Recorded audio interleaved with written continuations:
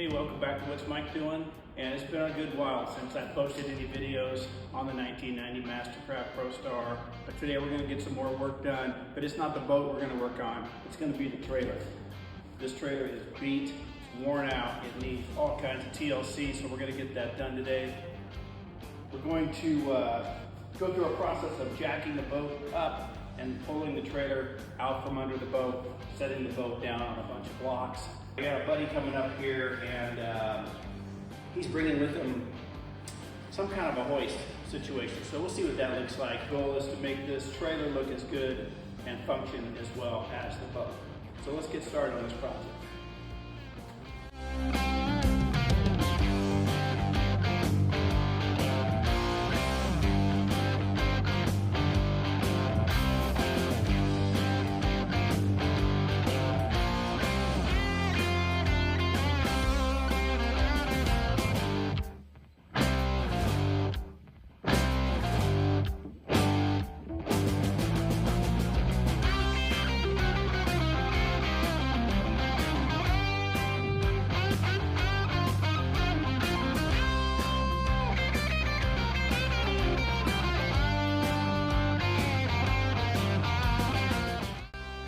This isn't very well illustrated here, but we started with the tongue of the trailer nearly sitting on the ground, and then after the blocks were placed beneath the stern, then we raised the trailer up as high as we could, and then set the cribbing under the keel about midway in front of the skags. Next, we lowered the tongue back down, setting the boat onto the cribbing, and we had enough gap beneath the bunks and the boat to pull the trailer forward about 2 feet, which allowed us to shift the cribbing behind the trailer.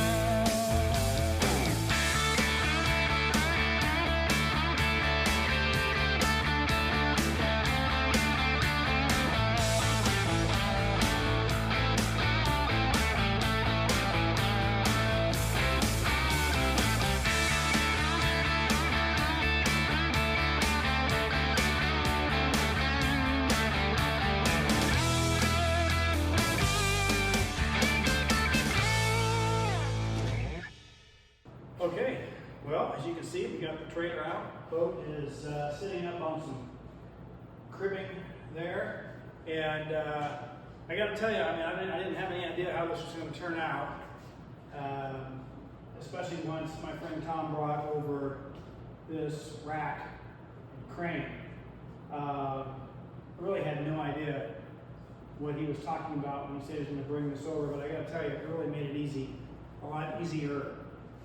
As you saw, we started by just shifting the back of the trailer forward just far enough to get this section cribbing from here to here, and then once that was done, we picked the front of the boat up and pulled the trailer out. I was hoping to illustrate in this video and to perhaps inspire anyone else that might need to do this, that it can be done without some kind of apparatus like this. I had no idea before this morning that this is how I was going to do it.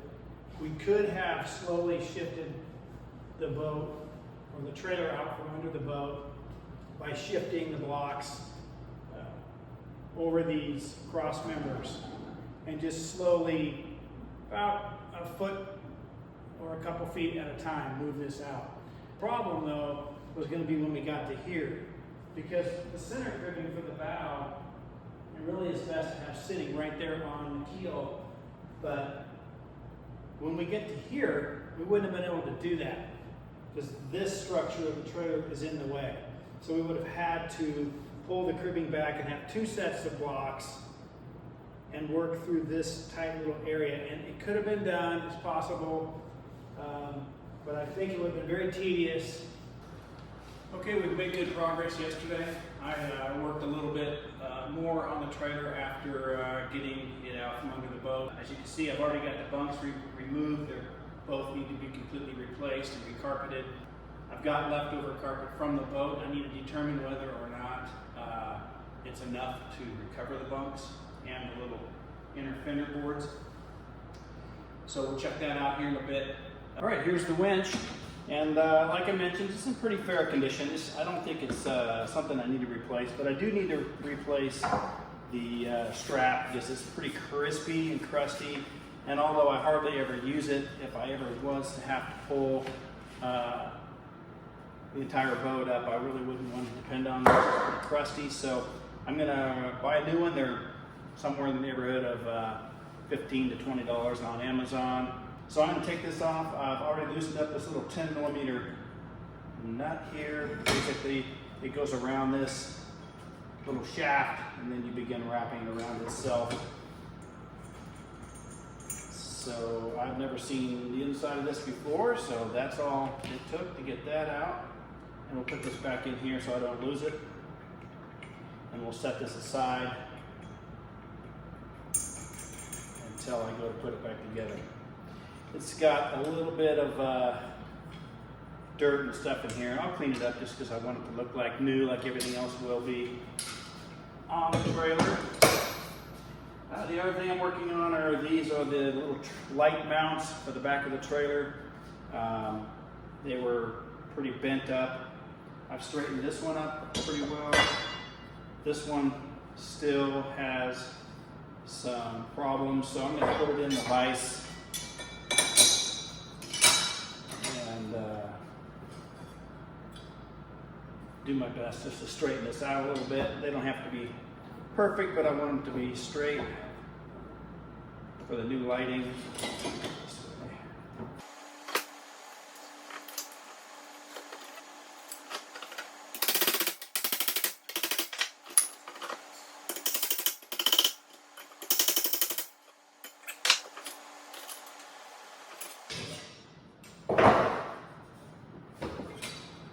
Okay, I like the way that feels. Looks good. So this trailer is manufactured by TI Trailers. They were a company that was in Lake Havasu City back in the late 80s, early 90s. And of course, when I bought this, I bought it in Vancouver, Washington, up in the Northwest. And I was surprised to find out that I was taking this trailer back to its hometown, Lake Havasu City, Arizona. However, this trailer manufacturer is no longer in business, and through my process of registering this trailer, I found that TI Trailers was purchased by Easy Loader. So now I have an Easy Loader trailer. All right, got the winch part, got that apart. Here's some other parts that came off the trailer. This is the spare tire bracket, and it's galvanized and it's with the bolt on. I'm going to do a little modification and just basically build one of these because I want to have it welded to the trailer. I don't like the clunkiness of the U-bolts and stuff on here. This is a little rubber guide that goes on the bottom rail of the trailer here, and it was hooked on with aluminum rivets, so I'm going to have to find large enough rivets when it goes time to put the trailer back together, and I'll clean this up. It doesn't have any signs of wear other than just discoloration and aging, but functionally it'll be fine. And here's my jack. This thing's completely hammered. The handle's just about gone. It's wobbly, the wheel doesn't spin well under load, and I just can't wait to replace this and throw this away. It's garbage.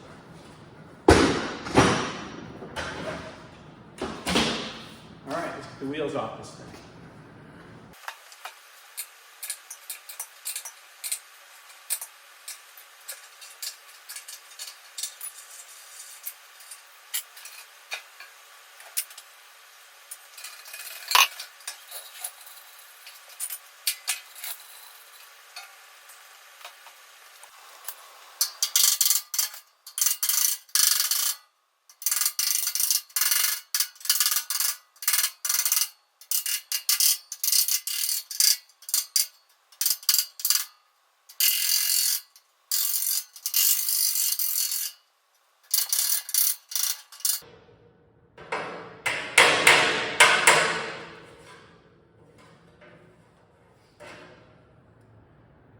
Harbor Freight dolly set, one of those types of tools I mentioned. Use them once in a while, not all the time. They work great. I'm on my second set of these after restoring about 3 cars. So this set's fairly new, and I'll use it until they're too banged up to use, and then I can't remember what I paid for them, but not very much. So another good tool from there.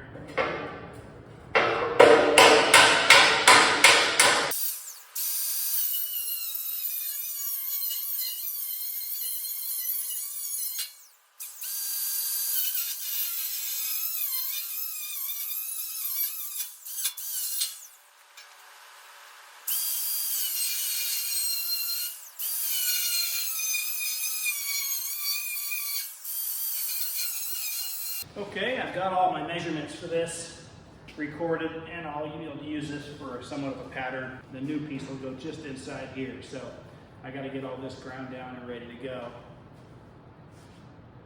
Should work out just fine. Well, like most of my projects, I found some mission creep here, and I am going to refabricate this winch stand. I've never liked it. It's clunky. It's got this big 1/2-inch plate at the bottom, hooks on by U-bolts. And it's nice because it has some adjustability, but I know where it needs to be. I've made some marks in reference to where the roller is here. And I'm going to take a piece of 2x3 rectangular tubing and put it on an angle similar to this angle here. And then I'll use this, I'll cut this steel into a new shape, and the winch will be mounted to the vertical. I need this to be 16 inches on this angle. It'll be the same angle as this. I've got my little angle cheater deal here.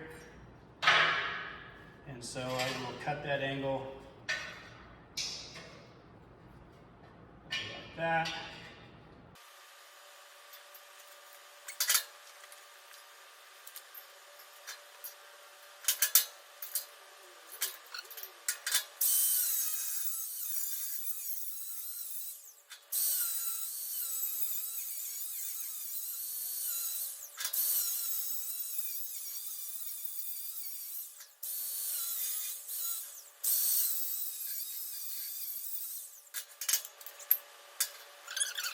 I got this ready to go. Let's get these off of here.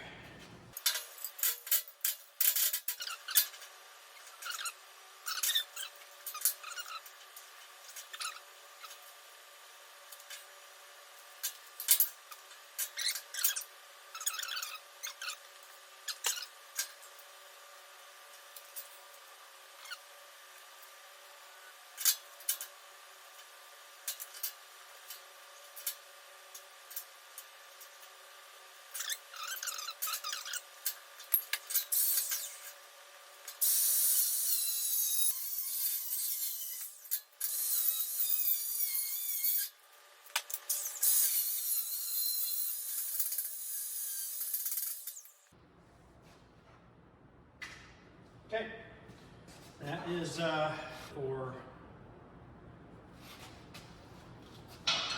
the uprights.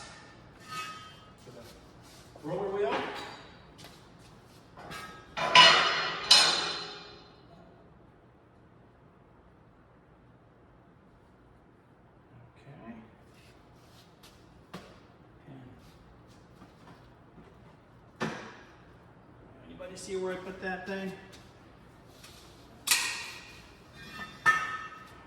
Here it is, right in front of me. I'm a pretty messy worker. I'll do a cleanup here, reset all my tools. But I like to keep them moving.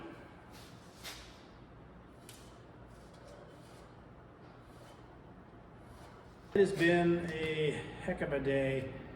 I couldn't record most of it because I was cussing and swearing through most of it. My welder is giving me a hard time. It's probably time to replace the liner on my welder. So I struggled, and I did get the welds welded. A lot of grinding, probably more grinding than welding. So that was pretty disappointing. Fortunately, none of the welds on this trailer look all that great, so I don't have to really compete with a lot of excellence, but I do want it to stay together. So I think I've got it in pretty good shape right now. I'm going to drill the holes for the winch, and then I'll show you how it sets up. I'm using one of these multi-bits. If you've never used one of these, they're great. They're quick and easy, and they drill a lot easier than traditional bits.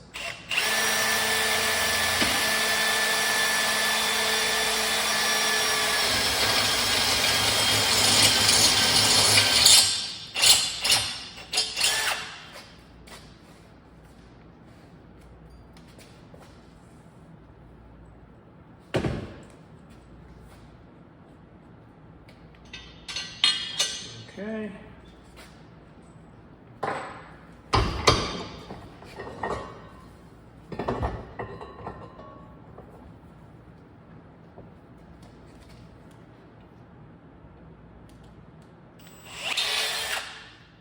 right.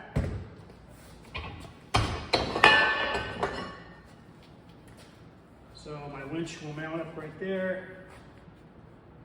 Let's go ahead and set it up on the trailer and see how it looks. No, this is the old one. It used to go right here, and it had the extensions up here that I converted to the new piece. So this goes away. This piece goes in. It'll weld straight down right about there.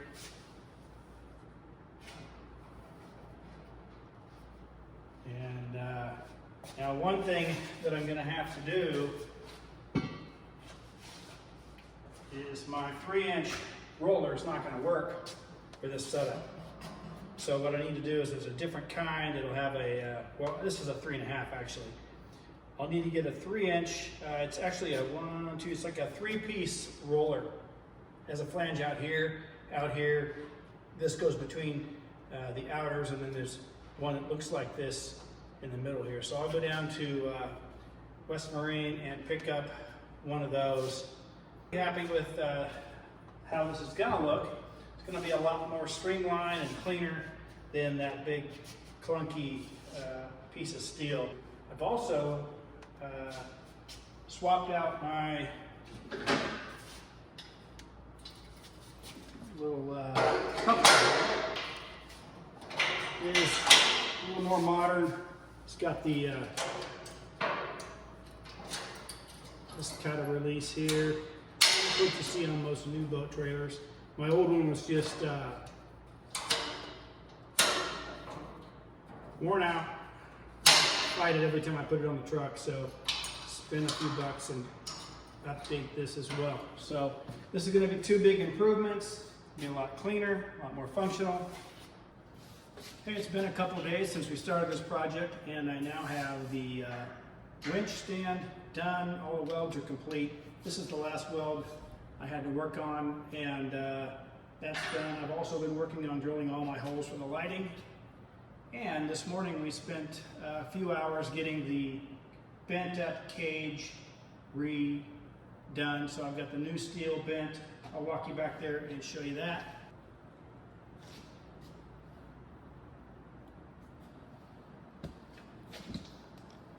And here you can see I've got the holes drilled for the amber. Little button lights are going to be here, and then a couple of red lights here. And here we go. I've got this new steel just clamped in place. And I gotta cut these little tails off next. I'm gonna try to do it while it's clamped on here just because this thing's kind of awkward.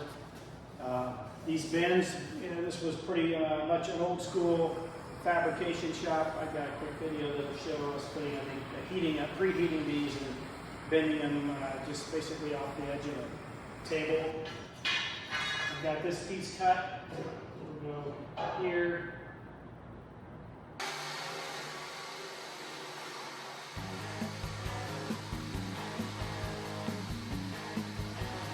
This is a good time to point out the obvious. Sometimes I get so focused on getting my projects going that I don't take time for the proper safety precautions. You see me grinding, cutting, and welding with short pants and canvas shoes. This is not recommended. Some incredible dance moves can be made by getting a hot piece of slag melting through your shoe, sock, and foot. I have done that before, but apparently I never learned my lesson. Anyway, you do these projects, please be careful. Don't do what I do. Happy with that weld. It's good.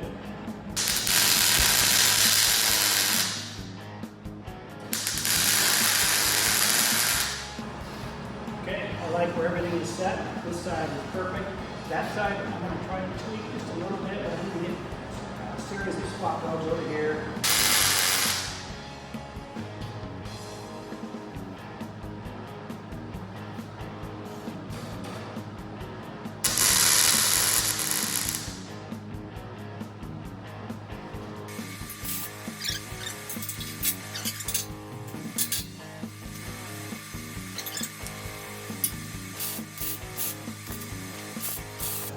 All right, this wraps up a little bit of fabrication work I had to do to the treader before I could get it off to the powder coaters.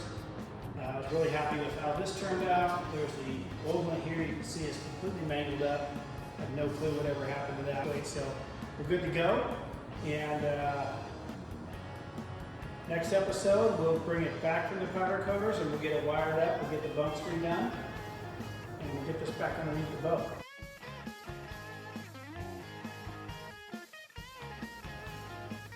Well, thanks for watching this episode of my trailer restoration. I want to welcome and thank all my new subscribers. And if you have not yet subscribed, I'd recommend you do so.